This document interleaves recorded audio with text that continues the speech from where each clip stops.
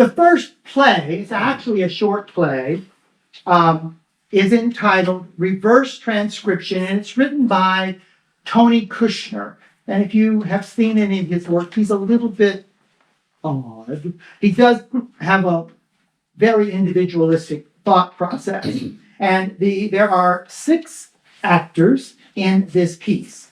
We have Jeff Azevedo as the character Hope Flute, Summer Pearson as the character Asbella, Tessa Van Beckham as Biff, Rick String as Happy, Marianne Koblenz as Adeline, and Jenny Huang as Lackey. The actors are in position. I know they're ready. And so we will say, action!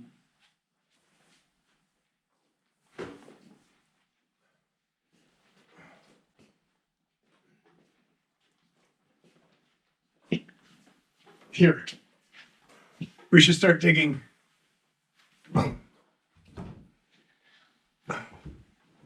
Racing the sea. Is Ding demand? Isn't this massively illegal? Well, I mean, let's see. Trespass, destruction of private property, destruction of historical landmark. I shouldn't wonder. Conveyance of tissue, that is Ding, in an advanced state of decay and on public transportation. He's preserved. He's hazardous to no one's health. Travel here in steamer trailer. Come to me. Short, sweet, simple, perfect idea.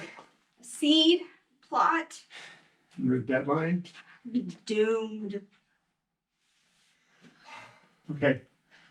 Shoulder your shovels. I mean, there's no dignity in this. Have you noticed? An American playwright? What is that? Well, we drink. No one really drinks now. None of us. At least not in public. I can remember something. We're A name. healthier. What name?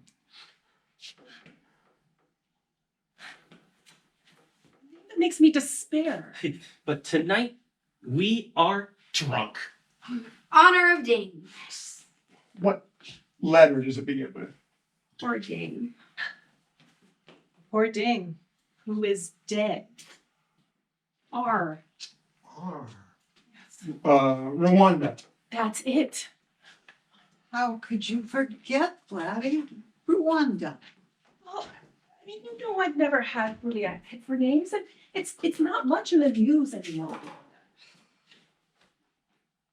We are afraid to stick the shovel in. Hearing it, a desecration, Of this holy earth. not holy, but pure, authentic, Yankee. pilgrim, Puritan. forefatherly, originary. Me, originary John Belushi's buried here. Oh, and he had enough drugs in his system to poison all the waters from here to Nantucket. The people steal his tombstone, Oh, no. or else the hill keeps swallowing it up. It does not rest in peace. Lillian Hellman's buried here. Now, she was a playwright. You know, appropriate or not, it's what Ding wanted. That's another thing. It costs $237.50 for a round-trip ticket from New York. This is an island. Martha's Vineyard is an island. Did Ding realize that? You have to ferry across. Ding. Maybe you all have money for ferry passage, but I don't have money. I've got no money. I told you I'd pay for you.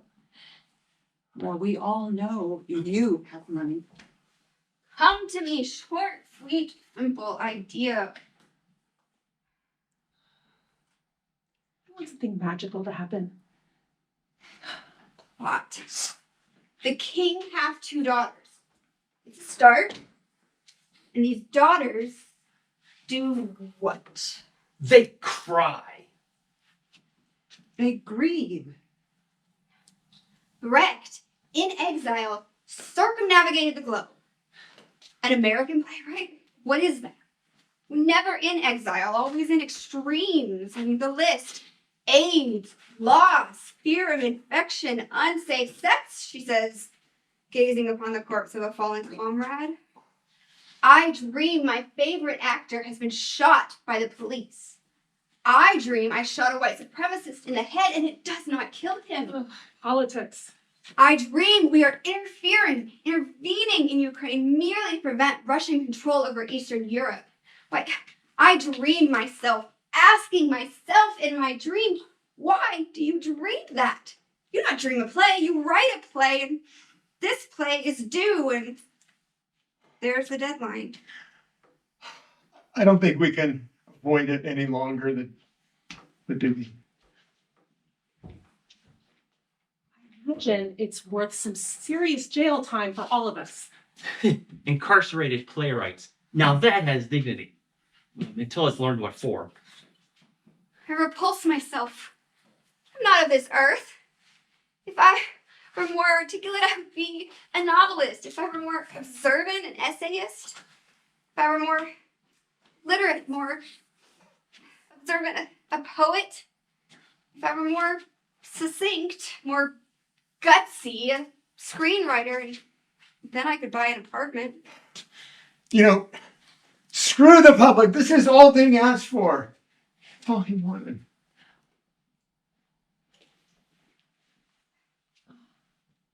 The magical should happen now. You know, he became obsessed with the cemetery in his final few months. You know, we traveled here years ago. It was a day trip. I mean, we couldn't afford to stay here or anywhere, really. But bury me on Abel's Hill, his final words. I think he thought it would give him some kind of retroactive pedigree. That's it. Pedigree. Not holiness, but blood and genes of which we playwrights are envious. We're mutts, amphibians. Not of the sea, not of the land, not of the page, nor of the moment. Fleeting moment. You know, Ding always wanted to belong. Anyway, he didn't not want to belong. He did not want to not, you know, he grew finical in his final months. He wasn't finical when I saw him. He was horrible. He looked horrible, and he screamed at everyone all day and all night, and no matter what he did, he couldn't ever get warm. It was quite a change. I hadn't seen him in months. I was visiting from London, where I live in exile, produced, applauded, lauded even, and no one in America will touch my work, but anyways, Ding was very, very mad when he died, but not bitter. One felt envied, but not blamed at Ding's deathbed. Dingbat, Dingle, Ding Stitch.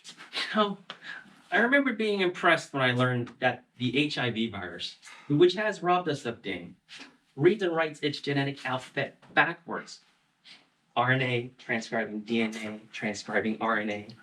A retrovirus, hence reverse transcription. You know, I'm not gay, but I am a Jew, so of course I too read backwards, write backwards, the I thing of Hebrew. So in my grief I thought, well, here I have attempted a metaphor doomed to fail. I mean, here we are, playwrights in a graveyard. We're here to dig, right? And digging, I think, HIV, reverse transcribing, dust to dust, writing backwards, Hebrew, and the great and terrible magic of that backwards alphabet. It sounds like you're equating Hebrew to AIDS.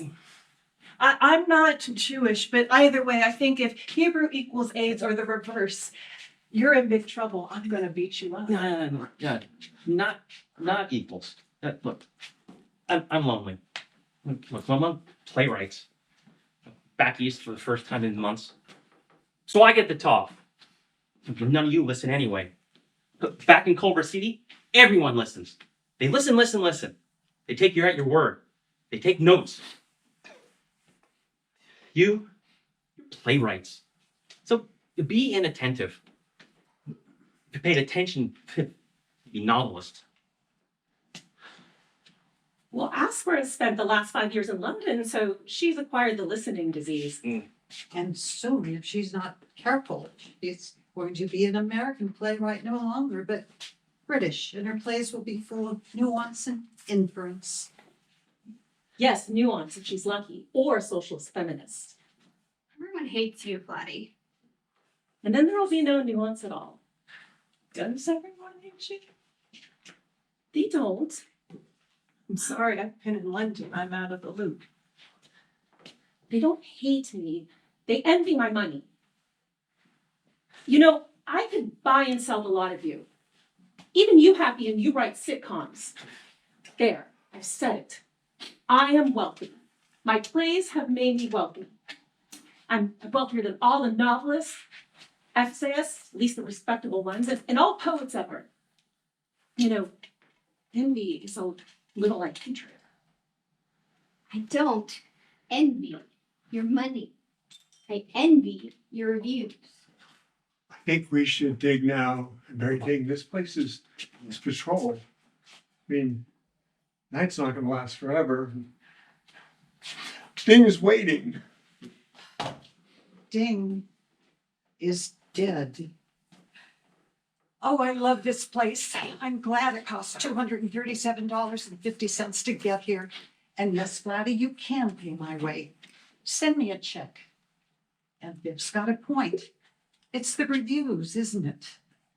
I have worked tirelessly for decades, 3 at least. What I do, no one has ever done, and no one does it better. What I do is I make mess apparent. Or I make apparent messes. I myself don't always know which, but I have a great talent for poverty. But oblivion. Oblivion scares me. Death. This may surprise you, but I envy you, your renown. I don't want another award. I want a hit. I want to hit a home run. I want a marquee. I'm too old to be ashamed of my hunger. Come to me, short, sweet. There's no digging. I'm oppressed by theater critics. You know, I gave up on dignity years ago. I am prolific. That's my revenge. If you want dignity, then marry a lighting designer. Perhaps now we have worn out our terror, or at least winded it. Darkest midnight, December, bleak midwinter, on the crest of Abel's Hill and Martha's Vineyard, 6 moderately inebriated playwrights, shovels poised to in turn Illegally. the earthly remains of a 7th. One who might have at least agreed to the convenience of a cremation. Being a creature of paper and the fleeting moment, Ding had a natural horror of fire. I knew him best for a long time now. We all did. Yet not one of us dares break ground. Well, win perhaps, but never ground. Win for sure, but not the law. But is it the law or what's underground that immobilizes us? Incarceration or an excess of freedom? Enchainment or liberation? For who knows what dreams may come? Who knows what lies below? Who knows if anything does? The shovel will strike stone or pay dirt or nothing whatsoever. It's the nothing stopping me. I can speak only for myself. That's a bad thing in playwright. The king had 2 daughters. There's a story in there somewhere, of course. Used to say, won't come out. More generous times before the fear, the deficit. Now I say I'm not going to go there. Why? I'm aging is one explanation. There being to meet the deadline. The play is due. Day after yesterday. Rehearsals are being improvised. Oh, God, well, what? You shouldn't be here. You should be home writing. Did I mention how much I hate you, Vlad? Just marry a lighting designer. Worked for me. It sobered me right up. Writing began as an effort to record speech. I mean, all writing is an attempt to fix intangibles, thought, speech, what the eye observes, fixed on clay tablets, in stone, on paper. Writers capture. We playwrights, on the other hand, we write to set those free again.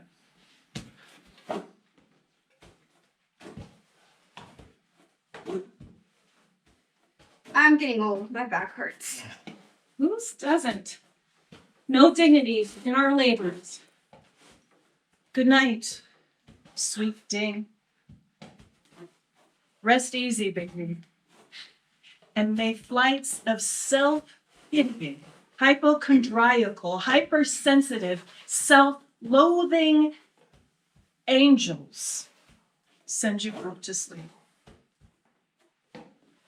Smell of the earth will rise up. Our nostrils filled with brown, decomposing warmth. I don't want to go to jail. Push on, playwrights. Scene.